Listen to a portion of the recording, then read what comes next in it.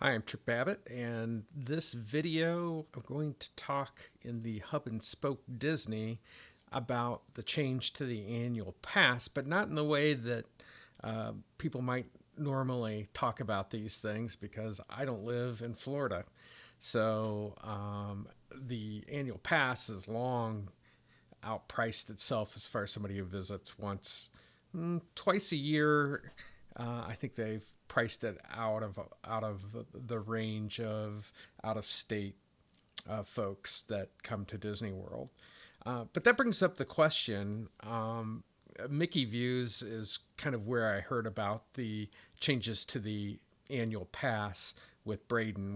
We enjoy watching Braden, and he outlined some of the changes or the suspension, I guess, of the annual pass. So I'll put a link down in the description if you want to go watch the video about the changes to the annual pass. But just kind of give you a bit of a story. In 1998, we took my son, at the time was 5, for $44 a day. And if we had purchased a premium annual pass, which basically gave you, the parks and the water parks and discounts and a number of things, you would have paid $399 back in that time period. And today, and in 2021, it's now $109 a day plus. In other words, tax. If you want to add park hopper and the water parks, those are all additional costs.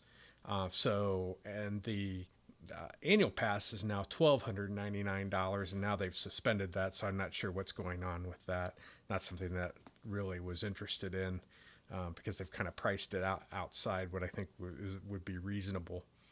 And just kind of give you perspective, it now costs a family of 4 for a 5-day trip to go to Disney World is $6,033. Again, I'll put a link. I got that information from Business Insider, and it came to my mind, and therefore the name of this particular video.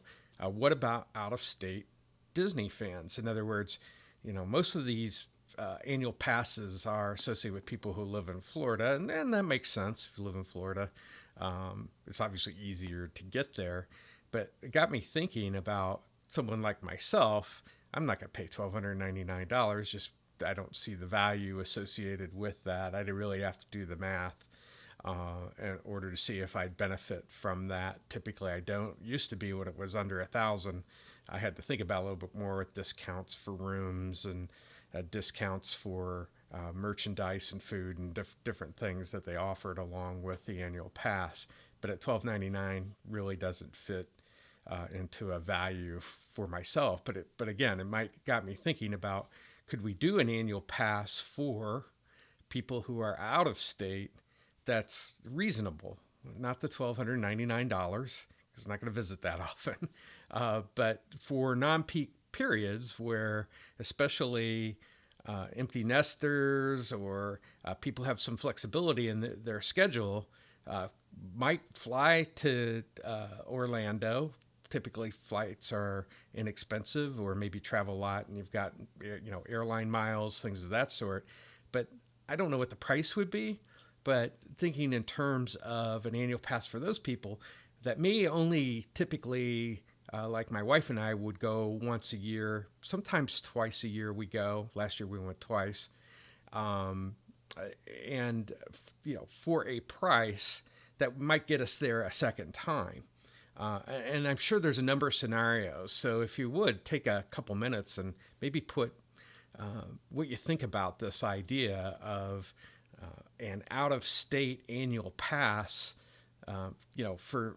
for those Disney fans that aren't in Florida, and maybe the ideas of what they could do associated with it. I have no idea whether Disney even would see these types of things, but regardless, we can dream of potentially something that might work for both Disney and for people who are out of state, that creates value for both. and additional revenue for Disney, and it'd be a win-win, I would think. But put your comments in below, and we'll catch you next time.